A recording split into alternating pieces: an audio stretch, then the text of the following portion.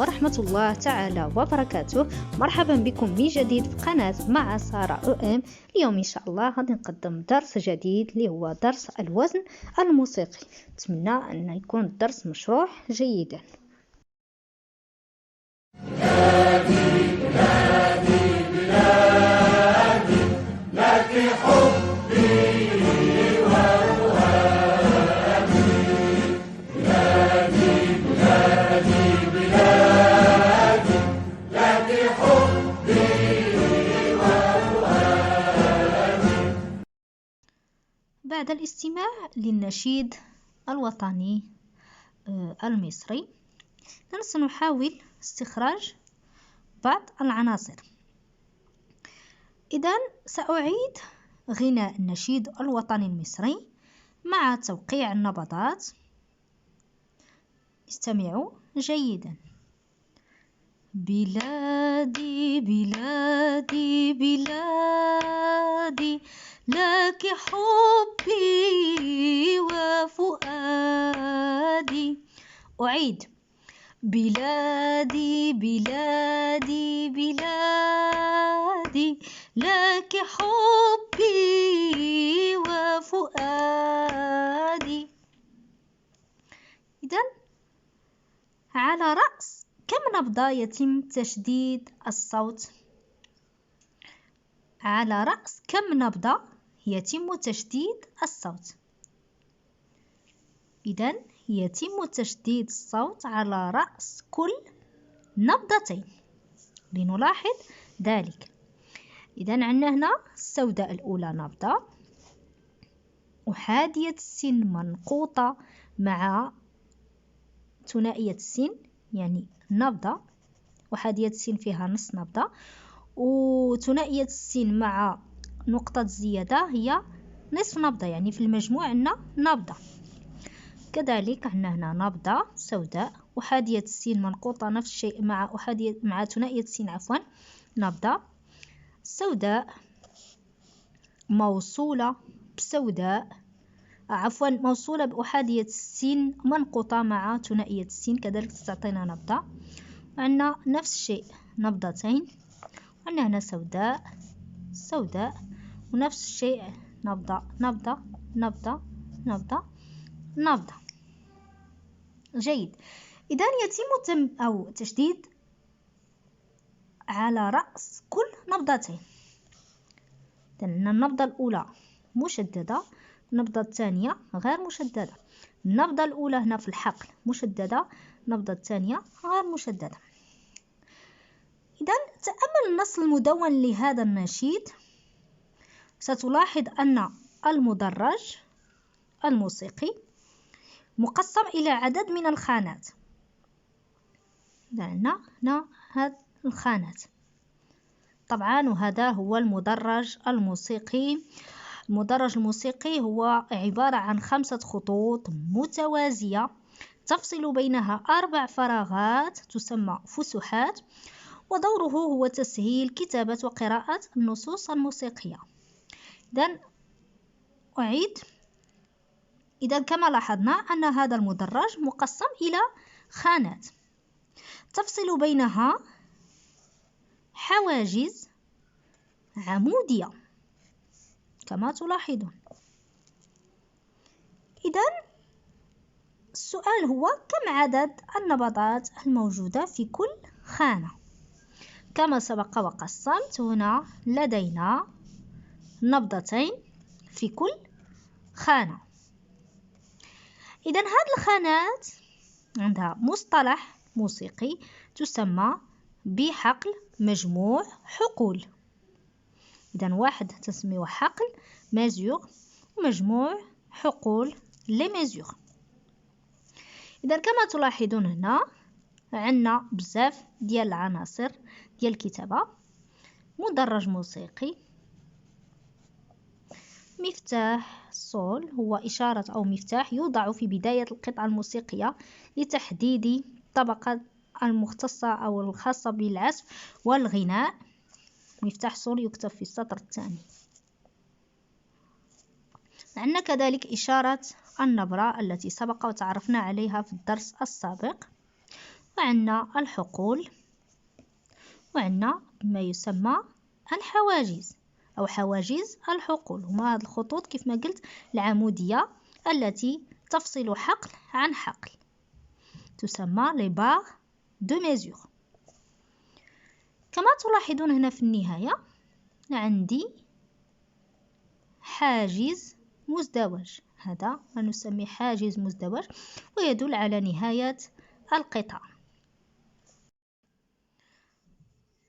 في النشيد الوطني المصري عندنا مباشرة بعد المفتاح رقم كما تلاحظون، وهذا الرقم يعلو علامة من نوع السوداء كما تلاحظون هنا، يعني عندي 2 على السوداء أو 2/4. السؤال هو كم علامة من هذا النوع أو ما يعادلها توجد داخل كل حقل؟ إذا لنرى، عندنا السوداء الأولى وهذه تعادل السوداء يعني فيها نبضة، السوداء الثانية وهذه تعادل السوداء، يعني كم سوداء لدينا في كل حقل؟ لدينا نعم سوداوتين، يعني 2 علامات من السوداء اللي المجموع ديالهم شحال من نبضة؟ مجموعهم 2 نبضتين. إذا كما مكتوب هنا في بسط هذا العدد أو هذا الرقم، أو كما هنا 2/4 يعني عدد كسري، يعني هذا أنه يوجد لدينا 2 نبضتين في كل حقل كما رأينا، وكل نبضة تمثل السوداء أو ما يعادلها. طبعا لأن ما يمكنناش طبعا نكتبوا كل شيء سوداء، راه مستحيل في اللحن، يعني نكتبوا علامات التي تعادل السوداء كما رأينا هنا. إذا هذا هو ما يسمى بدليل الوزن أو الوزن الموسيقي، وهو لعنوان درسنا لليوم. ننتقل إلى المثال الثاني. كما تلاحظون نفس الشيء، يعني مباشرة بعد مفتاح صول يوجد لدينا العدد. للإشارة فقط أننا نكتب العدد يا إما بهذه الطريقة أو بهذه الطريقة، يعني ما تنكتبوهمش بجوج. هنا للإشارة أو للتوضيح فقط، هنا تنكتبوا العدد يا إما على السوداء أو عدد كسري كيف ما عندنا هنا على 4.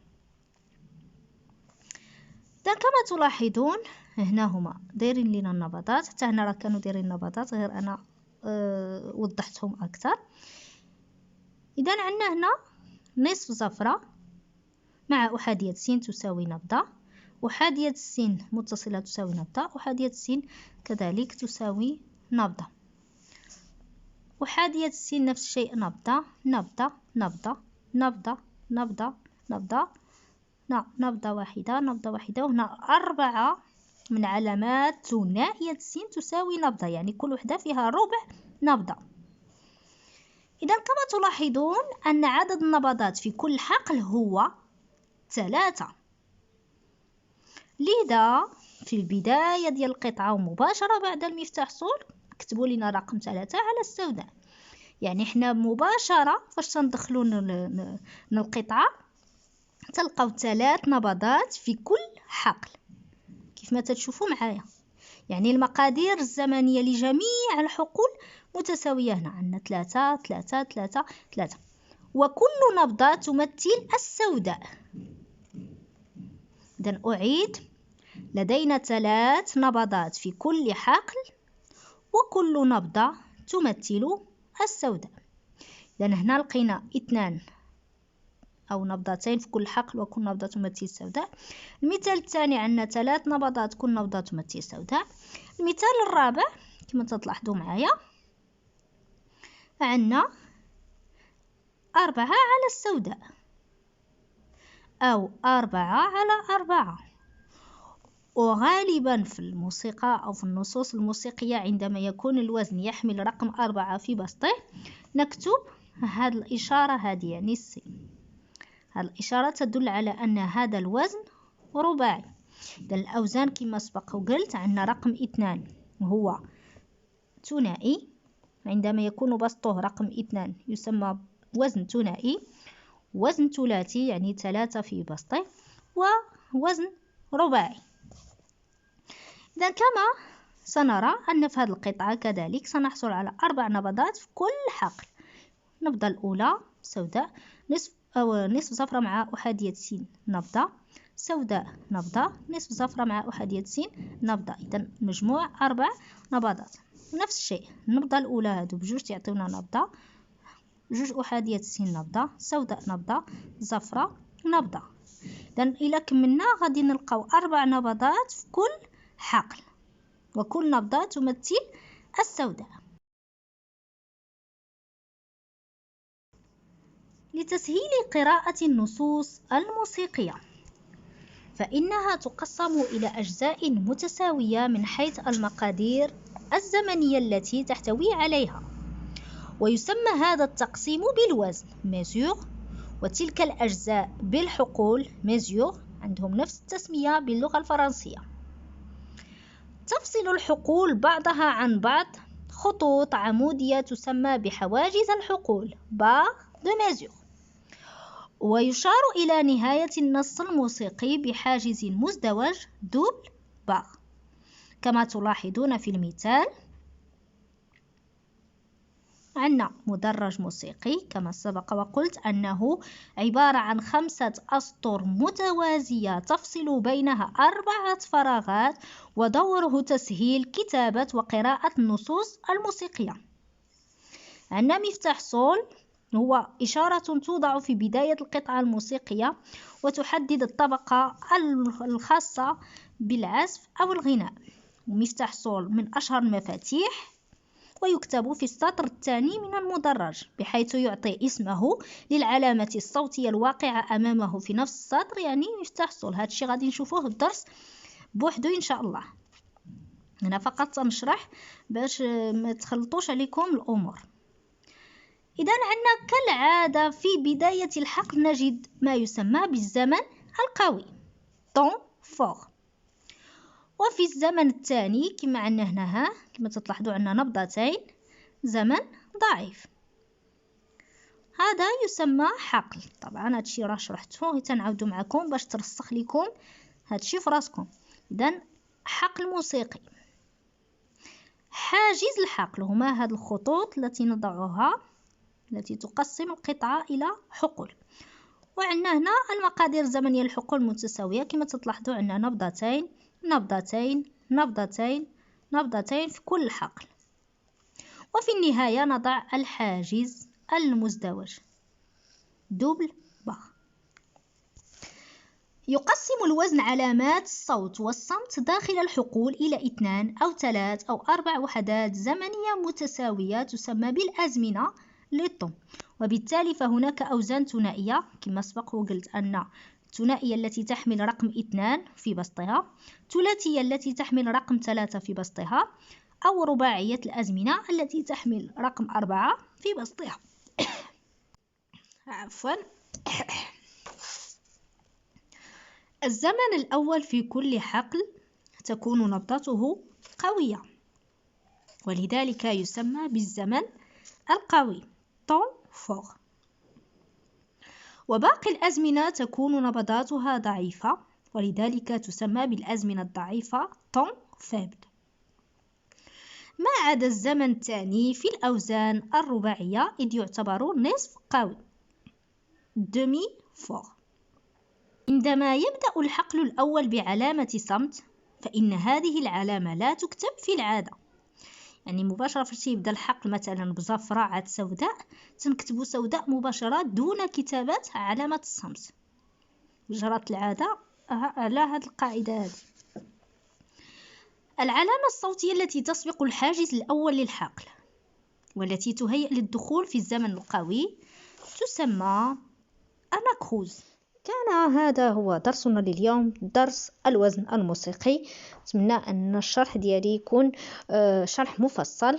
للإشارة فقط أن هاد الدروس ما تنعطيهمش التلاميذ اللي تنقري فقط، إنما تنعطيهم الناس العامة اللي عندهم اهتمام مادة التربية الموسيقية.